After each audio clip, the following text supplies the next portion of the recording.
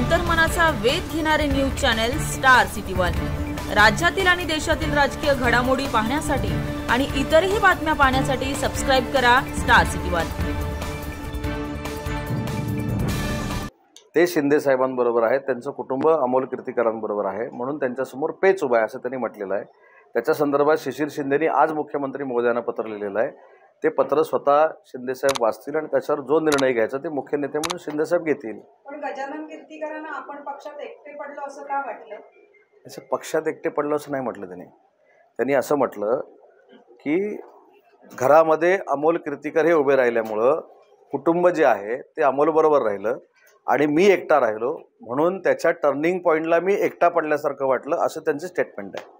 त्यांनी दुसरीकडे म्हटलं की महायुतीला अपेक्षित यश मिळणार नाही महाराष्ट्रात। आता त्यांना विचारलं पाहिजे त्यांनी का म्हटलं असं। सर वाढती पण मला एक सांगा की घरामध्ये मुलगा लढतोय, वडील कदाचित दुसऱ्या विचाराचे असतील, पण जर मुलगा निवडून आला तर वडिलांना दुःख होईल।